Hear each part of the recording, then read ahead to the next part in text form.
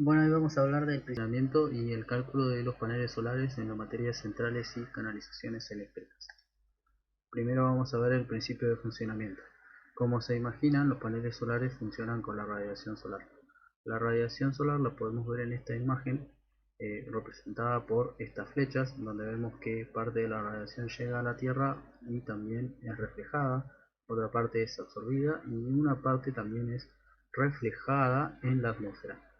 Como vemos, después de su paso por la Tierra, la radiación vuelve al espacio, sale de la Tierra y una parte de esa radiación vuelve a ingresar a la Tierra porque aquí choca con lo que serían partículas o moléculas pesadas como el dióxido de carbono, que son las encargadas de hacer de que esta radiación regrese a la Tierra y aumente la temperatura de la misma todos los años, como estamos conscientes de ello. Recordemos que bueno, el dióxido de carbono proviene de la quema de combustibles fósiles. Para también poder entender cómo funcionan los paneles solares, hay que entender qué es la radiación.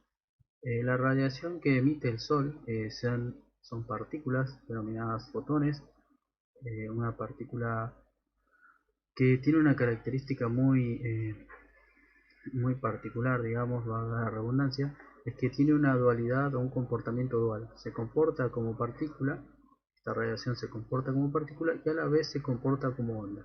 Se conoce como dualidad onda-partícula y las partículas emitidas por el Sol con energía se denominan fotones. Estos fotones van a ser los encargados de producir después la energía eléctrica en los paneles solares. Así que quedémonos con la idea de que son partículas emitidas por el Sol que también tienen asociada a ellas una onda electromagnética. Bien, ¿cómo podemos aprovechar la radiación? Se puede aprovechar para generar calor o para generar energía eléctrica, es decir, podemos tener energía térmica, que es energía que sirve para calentar, por ejemplo, calentar agua, o energía eléctrica para conectar nuestros aparatos. Nosotros vamos a interesarnos en la parte de generación de energía eléctrica. Para ello utilizamos paneles fotovoltaicos. ¿Qué son los paneles fotovoltaicos? Bueno, son dispositivos que van a captar la radiación solar, es decir, los fotones, y la van a transformar en energía eléctrica. Los paneles solares están compuestos por unidades fotovoltaicas, como las que vemos acá, que son células fotovoltaicas que en conjunto forman al panel solar. Los fotones que llegan desde el Sol lo que van a hacer es aportar energía a los electrones que tienen estos paneles solares y los van a movilizar. Recordemos que un flujo o movimiento de electrones es equivalente a la corriente eléctrica. Aquí lo que podemos ver es la célula fotovoltaica que compone el panel solar, como dijimos recién, y podemos decir que las células fotovoltaicas son materiales semiconductores, es decir, que van a conducir la electricidad según las condiciones. Bueno, para entender cómo funcionan los materiales semiconductores y cómo se genera la energía eléctrica, hay que entender o repasar algunos conceptos de química básica que no son complicados y los vamos a explicar. Empecemos por lo básico. Sabemos que toda la materia está compuesta por átomos. Los átomos están compuestos por protones, que están marcados acá en rojo, tienen carga positiva, neutrones y electrones, que tienen carga negativa. Como sabemos, en cualquier cuerpo, en cualquier material, no hay un solo átomo, hay miles, cientos, millones de ellos para formarlo. Y también podemos saber que dentro del átomo tenemos electrones que están más cerca del núcleo, como los que estamos marcando acá, electrones más cercanos, y tenemos electrones más lejanos al núcleo. Bien, esto es importante porque el núcleo tiene carga positiva, porque como dijimos aquí, tiene protones. Los neutrones no tienen carga, entonces la carga neta aquí es positiva. Esa carga positiva va a atraer a los electrones que tienen carga negativa. Pero bien, acá tenemos electrones que están más alejados del núcleo. Estos electrones son más fáciles de extraer del núcleo con una menor cantidad de energía. Bien, entonces ahora que recordamos todo esto podemos pasar a la teoría de bandas. Aquí lo que tenemos es un núcleo que va a representar a todos los núcleos que tiene el material. sea, todos estos núcleos. Y tenemos a los electrones que están girando alrededor de ellos, que se van a ordenar en bandas. Aquí tenemos una banda llena de electrones, serían los electrones más cercanos al núcleo. Tenemos una banda porque no hay un solo átomo, sino que tenemos cientos de átomos, entonces hay una banda llena de electrones. Y así sucesivamente dijimos que hay electrones que están más alejados del núcleo, hasta llegar a la última banda, que se conoce como banda de valencia, que son la banda formada por todos los electrones que están lo más alejado posible del núcleo y son más fáciles de extraer. Entonces, ¿cómo funciona el panel solar? La energía que provee el sol, vamos a dibujarlo acá, dijimos que produce fotones, que el fotón no es más que una partícula que se comporta también como onda electromagnética. Esa partícula viaja, tiene energía y lo podemos saber porque cuando salimos podemos absorber la radiación, la energía del sol. Esa energía la va a absorber el electrón y cuando la absorba le va a permitir saltar, le va a permitir pasar a una banda siguiente, que se conoce como banda de conducción, que es una banda vacía. El electrón se va a encontrar ahora tan lejos del núcleo que lo voy a poder mover.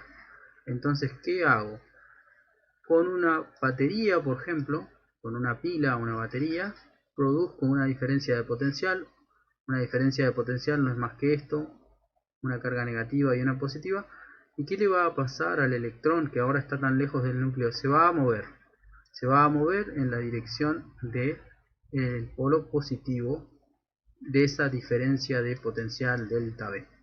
Entonces, el movimiento de los electrones, como sabemos, se conoce como corriente eléctrica. Por lo tanto, vamos a lograr producir corriente eléctrica a partir de una diferencia de potencial y la energía de los fotones provenientes de la radiación solar.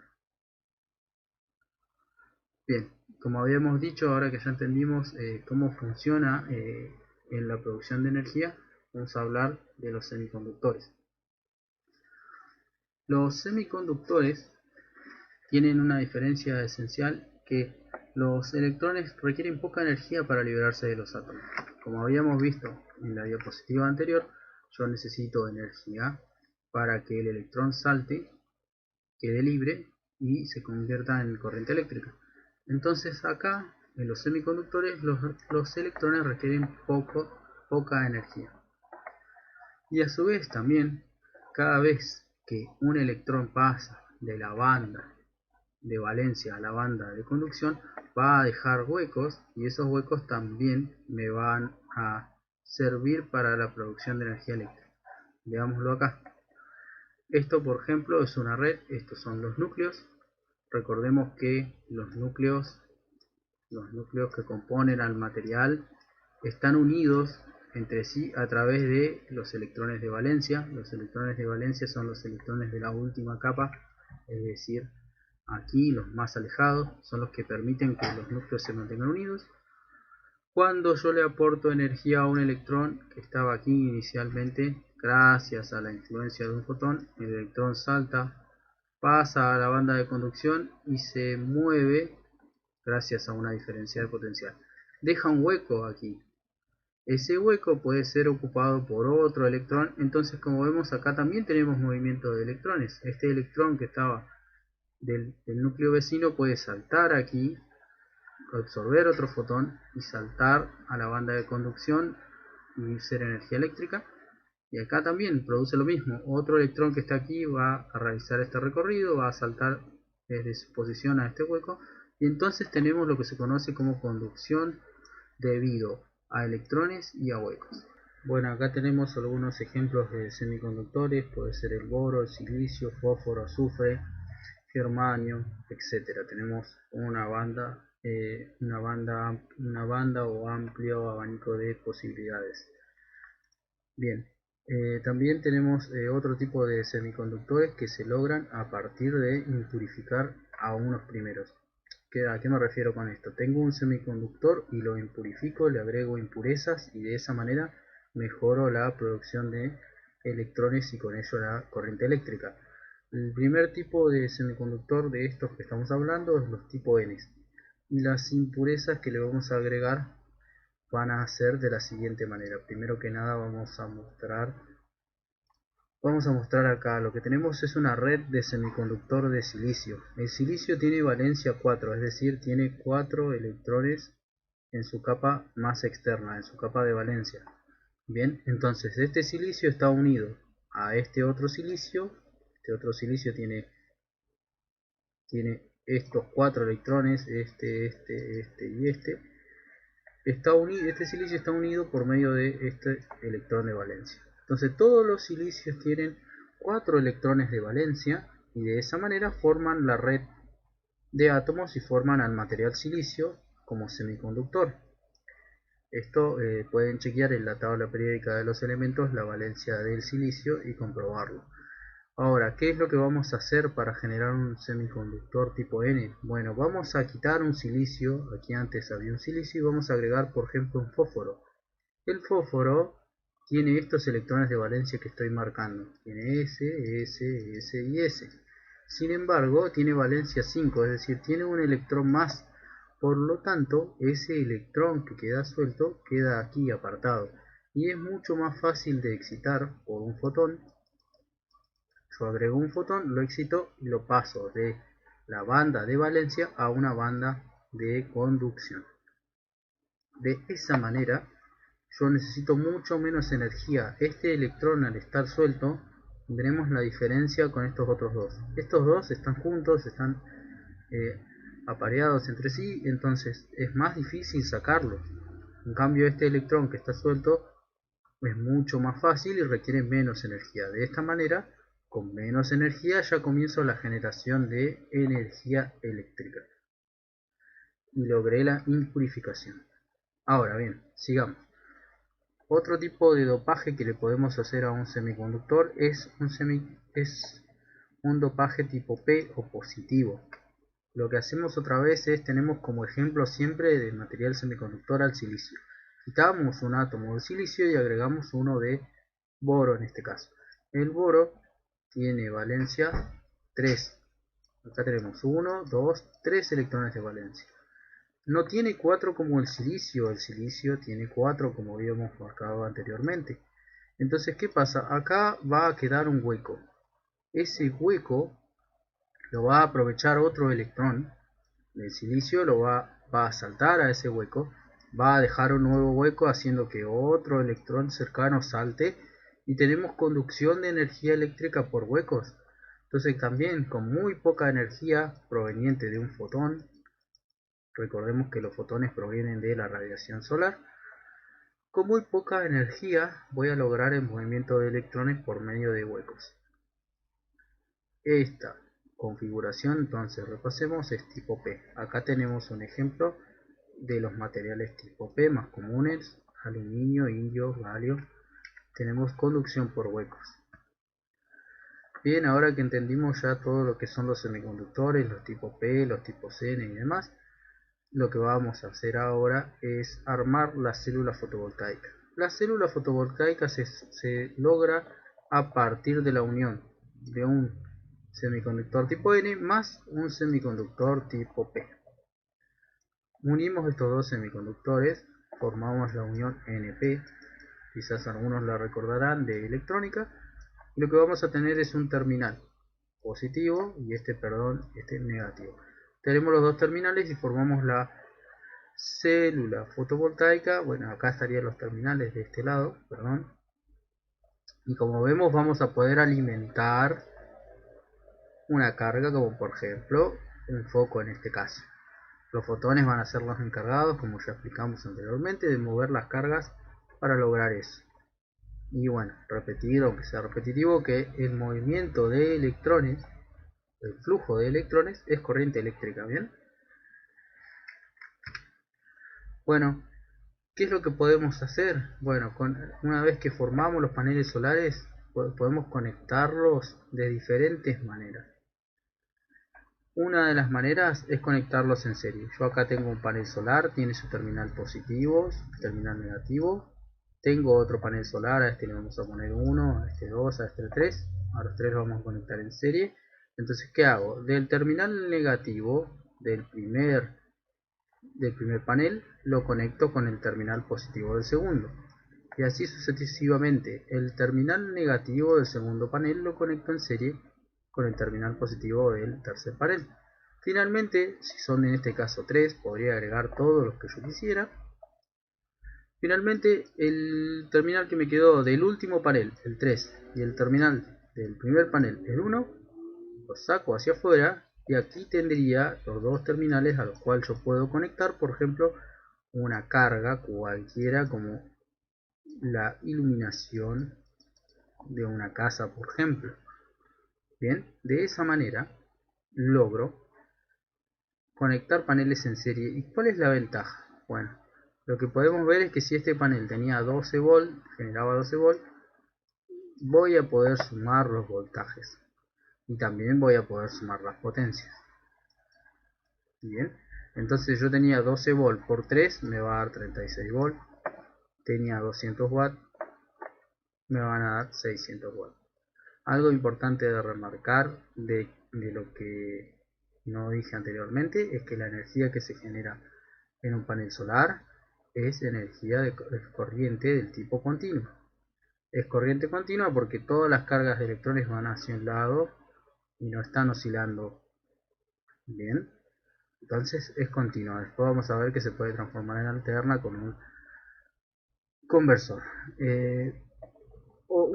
Entonces dijimos que la característica es sumar voltajes, y otra característica es que la corriente que circula por cada uno de estos paneles es siempre constante. Entonces se va a depender esta conexión de qué es lo que yo quiera. Si yo necesito que mi aparato eléctrico tenga mucho voltaje y una determinada cantidad de corriente, me va a convenir esta conexión. Ahora, si tengo diferentes aparatos distintos que necesitan diferentes corrientes, esta combinación probablemente no me sirva. Todo va a depender de lo que yo necesite, cómo conecte los paneles solares. El otro tipo de conexión es una conexión en paralelo, donde unimos todos los terminales, supónganse negativos, a un único conductor. Acá saco el extremo, unimos todos los terminales positivos y saco el otro extremo. Esta sería la carga, y vemos qué es lo que sucede. Como dijimos, unimos todos los terminales P por un lado, todos los terminales N por el otro, y vemos que la característica es que la tensión es la misma, y eso es algo evidente de ver porque, como vemos, están conectados en paralelo. Pero la ventaja que tenemos es que las corrientes se van a ir sumando. Entonces, si yo tengo una instalación que tiene un voltaje fijo y quiero generar más corriente, me va a convenir este tipo de conexionado en paralelo. También podemos observar conexionados mixtos, serie paralelo, en donde vamos a poder combinar como nosotros queramos los paneles solares que dispongamos, obviamente. Vamos a ver si dibujamos un poco. Bien, en este caso lo que se va a cumplir es que la corriente total, la corriente que llegue acá a estos dos terminales, que es donde va a estar la carga que yo voy a alimentar, la casa por ejemplo, que yo quiero abastecer de energía eléctrica, la voy a calcular como la corriente que se produce en cada panel por el número de paneles en paralelo. Y el voltaje total que llega acá estaría el V total, acá estaría la carga que yo quiero alimentar, ¿no? Carga, disculpen ahí, carga, disculpen ahí el dibujo. El voltaje total estaría acá. Ese voltaje lo voy a calcular como el voltaje de cada uno de los paneles por la cantidad de paneles que haya en serie. Ojo acá con esto, que los voltajes que generan cada uno de los mismos deberían ser el mismo. Es decir, tengo que usar, si este genera 10 volt, este también tiene que generar 10 volt. No podría pasar que este genere 20. Todos tendrían que generar el mismo voltaje para poder multiplicarlos. Bien, sigamos. Ahora vemos el esquema de conexión que vamos a utilizar. Acá tenemos el panel solar, se produce la corriente eléctrica, llegamos primero a un regulador. El regulador simplemente lo que hace es que no haya picos de valores de corriente, que haya valores tan altos, elevados, que quemen a los demás aparatos o rompan a los demás aparatos que están aguas abajo. Entonces tenemos que tener un regulador. Del regulador vamos a la batería. En la batería se va a almacenar la energía que no utilicemos y de esa manera tenerla como reserva. De la batería vamos a salir y vamos a ir a lo que se conoce como un inversor. El inversor se va a encargar de transformar la corriente continua, porque recordemos que el panel solar genera tensión continua, entonces con el inversor la voy a transformar en alterna. Y de ahí voy a llegar a la carga, que son los aparatos que yo quiero conectar, como por ejemplo una TV, etc. Sin embargo, también podemos ver que del regulador, cuando una vez que regulo la corriente para que no se queme ningún aparato, vamos directamente a la carga que tengamos en continua. No hay carga que podemos tener en continua, hay focos que funcionan, focos, lámparas, aparatos que funcionan en corriente continua, lo alimento directamente. Y este camino de acá significa que, bueno, yo salgo del regulador, salgo de la corriente regulada, la convierto de continua a alterna y a la carga. Este camino lo sigo si no tengo nada almacenado. Ahora, si empiezo a almacenar, voy a seguir este otro camino. En el medio va a haber llaves y demás. Bueno, ahora vamos a pasar directamente a dimensionar lo que es una instalación, cómo vamos a hacer los cálculos sería. Lo primero que tenemos que hacer es conocer qué es lo que vamos a alimentar. Es decir, necesito saber las tensiones que voy a necesitar. Las tensiones en continua y en alterna. Este sería el primer punto. El segundo, voy a necesitar anotar la potencia requerida por mis cargas. Es decir, voy a necesitar saber qué potencia va a necesitar mi lámpara. Si voy a alimentar, por ejemplo, vamos a ponernos en un ejemplo de que vamos a alimentar con paneles solares una vivienda. Voy a necesitar saber la potencia de las lámparas, la potencia del televisor, si es que hay, la potencia de la heladera y así sucesivamente. Eso lo voy a poder encontrar en los manuales de cada equipo, así que no es un problema. Lo segundo es anotar la cantidad de horas que uso ese equipo. Voy a tener que anotar si a la lámpara lo uso 3 horas, 4 horas, 5 horas, 6 horas, lo que sea, la cantidad de horas que está encendido el refrigerador, el aire acondicionado, etc. El cuarto punto es la localización geográfica. Este punto es importante porque según la localización geográfica, el panel solar va a generar más o menos energía. Y esto se debe a la forma de incidencia de la radiación solar. Es decir, todos sabemos que no es lo mismo el nivel de radiación solar digamos en Neuquén, por ejemplo, no es el mismo nivel que en Tierra del Fuego. Y no es el mismo nivel que hay, por ejemplo, en provincia de Chaco, siempre hablando de Argentina. Entonces, evidentemente voy a tener que conocer la localización geográfica para poder dimensionar el panel solar.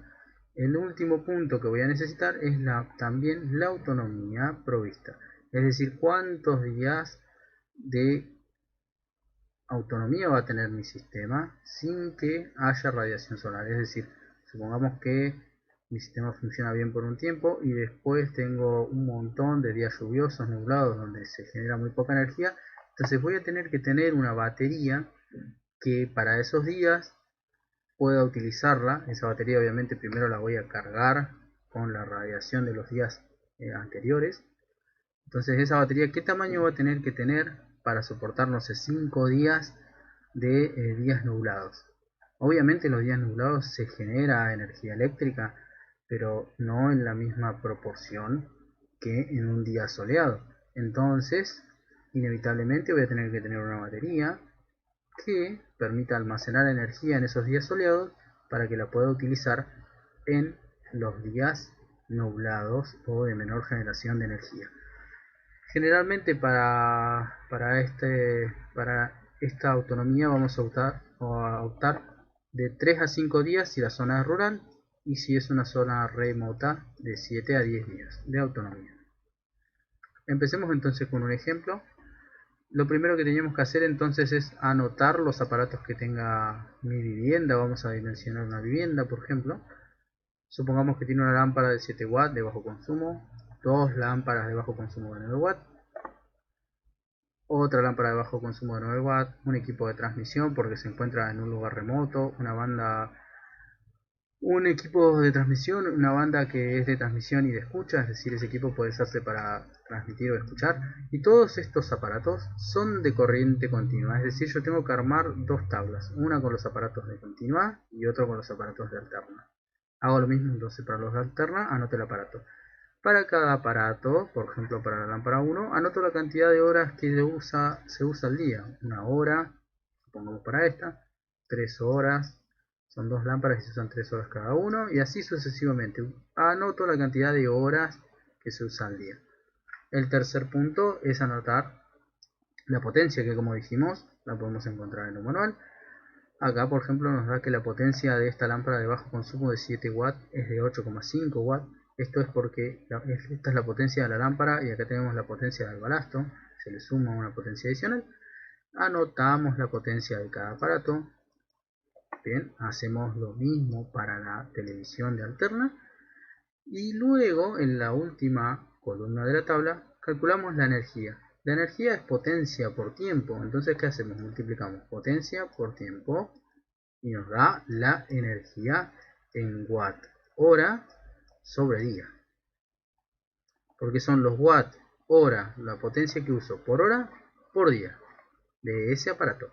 Entonces siempre que yo haga las mediciones son todas por día. Bien, hacemos lo mismo para los demás aparatos. Acá porque se preguntarán por qué da 60. Tenemos 10 por 3, serían 30. Bien, es una pregunta. Y porque acá habían dos lámparas, no olvidar eso, la cantidad también, acá habría que poner 1, 2, la cantidad también tendría que ser multiplicada, ¿no? Entonces son 2 por 10 por 3 me va a dar 60. Bien, una vez que sumé toda la energía que consumen todos los aparatos, saco en total, sumo todo, hago lo mismo para alternar y aquí tengo la energía que necesita mi instalación. Bien, acá lo que vamos a tener que hacer para los aparatos de alterna es sumar un 15% para tener en cuenta la energía o la potencia del inversor, ¿sí? El inversor por ahí no es muy bueno, entonces para asegurarme un margen de seguridad agrego un 15% a la energía total, a los 120 de energía total que me dio en alterna. Ojo, tiene que ser en alterna porque el inversor funciona con corriente alterna. Le sumo un 15%. El 15% de 120, 18, lo sumo. Tengo las energías totales, estas dos, va a ser la energía total. Bien, entonces también ahora lo que necesitamos es el mapa de, bueno, el lugar donde va a estar nuestra instalación. Vamos a necesitar la zona. ¿Por qué es esto? Porque nosotros lo que vamos a hacer es comprar los paneles solares. Cada comprador, cada vendedor nos va a informar la energía que produce su panel solar según la zona. A ver, esto es por ahí un poco para pensar porque no es lo mismo la radiación solar que se produce en toda esta zona, que por ejemplo podría ser Neuquén, con respecto a la radiación solar que se produce por ejemplo en Tierra del Fuego, o a la radiación solar que se produce en el Chaco, ¿no? Siempre hablando de la República Argentina. Entonces, según los niveles de radiación solar, un panel solar va a producir más energía o menos energía. Entonces, por eso es importante la ubicación geográfica. Bien, supongamos que nuestra instalación la vamos a hacer acá en la zona de Neuquén. Bien, entonces ahora vamos a la tabla que nos ofrece el vendedor de paneles solares. Por ejemplo, en este caso es SolarTech. Y lo que hacemos es, bueno, tenemos la tabla, tenemos la columna con los diferentes modelos de panel. Y lo que hacemos es entrar con el valor de energía en watt hora por día que nos dio de nuestra instalación. A ver, en nuestra instalación teníamos este valor de energía total, los 231,5 más los 93,5. Esto medido en watt hora sobre día. Bien, entonces si hacemos la suma de eso nos va a dar 325 watt hora día. Esta es la energía que necesita nuestra instalación para funcionar. Entonces lo vamos a anotar por acá para no olvidarnos, watt hora día. Bien, entonces ¿qué es lo que hacemos? Buscamos para nuestra zona, que era la zona D, no nos olvidemos, nosotros estamos en la zona D, paneles solares que nos den como voltaje 300, voltaje no, perdón, energía 325 watt hora día. Como vemos, no hay ninguno exacto, entonces vamos a tener que pasarnos un poquito. Por ejemplo, podría elegir este, 580 watt hora día. Se pasa bastante. ¿Qué hacemos con la energía que sobra? Bueno, está la opción de venderla al sistema interconectado nacional y que nos paguen por ella. Es una opción. La otra opción es elegir una combinación de paneles. Por ejemplo, podría elegir uno de 290 watt hora día y uno de 48. Y ya no me paso tanto. Estoy un poco más cerca de los 325. Obviamente estoy excedido en generación de energía, pero no tanto. Bien, entonces ahí va a haber que elegir una combinación y cómo los vamos a tener que conectar y en serie para sumar todos los voltajes. Bien, acá tenemos otro de 165, así que se puede jugar un poco. Acá, mira, no lo había visto, tenemos el de 330, este sería el más adecuado, no nos pasamos casi nada. Entonces podemos elegir entre comprar un solo panel o comprar una serie de paneles y conectarlos diferentes. Si yo, por ejemplo, para la zona D elijo este panel que genera 330 Wh día, mi instalación requería 325, solo me van a sobrar 5, veo por acá qué panel es. Es el modelo GSX-2. Entonces ese es el modelo de panel solar que voy a tener que comprar. Bien. Ahora, algo importante. Estos valores de energía, 330, nos vamos a quedar con este, watt hora día, es para verano. Bien. Entonces, si yo voy a habitar la vivienda que estoy diseñando o la instalación eléctrica solo para verano, está perfecto. Pero si lo voy a habitar en invierno, y acá tengo este valorcito que es una diferencia de el 20%. ¿Qué significa? Que en invierno el panel solar va a generar un 20% menos de energía. Entonces ya no me sirve, porque 330, si le resto el 20%, que sería el equivalente a multiplicar por 0,8, me va a dar 264 watt hora día. Pero mi instalación requería este valor, 325. Entonces, perfecto, en verano funciona, pero en invierno no. Entonces voy a tener que hacer las cuentas teniendo en cuenta si voy a habitarlo en verano y en invierno. Si lo voy a habitar en las dos estaciones, a este valorcito le voy a tener que sumar este porcentaje o este dependiendo de la zona donde esté. Entonces a los 325 le sumo el 20% que sería el equivalente a multiplicar por 1.2.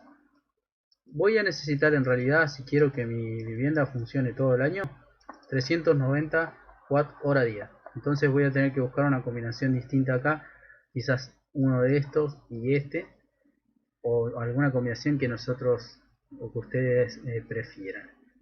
Finalmente, el fabricante también nos va a dar el ángulo de inclinación en que hay que instalarlo entre 45 y 50 grados, y nos va a decir que siempre mirando hacia el norte geográfico. Bien, con eso ya tendríamos cubierto todo el cálculo de paneles solares, toda la energía necesaria.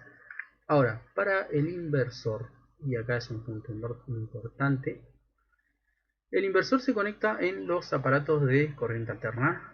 Entonces, si yo quiero calcular la potencia del inversor, voy a tener que calcularla a partir de la potencia de los aparatos de corriente alterna y multiplicarla por un 10%, que es un factor de seguridad para que no haya, cuando haya subidas o bajadas de tensión, no ocurra nada raro. Es decir, voy a tener que multiplicarlo por 1.1, de esa manera le sumo el 10%. Ojo, tengo que multiplicar la potencia de los aparatos de corriente alterna. A ver, si vamos a nuestro ejemplo, volviendo un poco para atrás, sería esta potencia, la de los de corriente alterna, porque el inversor se conecta a corriente alterna. Entonces, esta potencia, como tengo una sola, va a ser esa. Si hubiera más, habría que sumarlo. No sé, si acá tuviera 20, acá 30, no sé, sumo, me va a dar 110. Y esta sería la potencia que voy a utilizar. Pero como en este caso yo nada más tengo la de 60, me quedo con la de 60, bien. Puntero negro, ¿dónde está? Me quedo con la de 60. Entonces la potencia del inversor van a ser 60 watt por 1 1.1, 60 por 1.1, me va a dar 66 watts. Bien, de esa manera entonces yo voy a ir a comprar un inversor de 66 watts como mínimo de potencia, que maneje esa potencia. No puedo comprar uno con una potencia menor. Ya vimos cómo se conectaba todo en una de las etapas anteriores. Conectaba un regulador, la batería, el inversor. Este sería el esquema de conexión eléctrica. Bien, finalmente nos está faltando calcular la batería nada más. Ahora vamos a proceder a hacerlo. Para calcular la capacidad de la batería vamos a usar esta ecuación, que es 1.66, que sería el 66% extra, es un factor de seguridad, por la energía total de mi instalación, sobre 12 volts de corriente continua, que sería el voltaje. Ojo, este voltaje con el que trabaja el panel solar que compré, 12 volts, 24 volts, va a haber que consultarlo con el fabricante en este caso.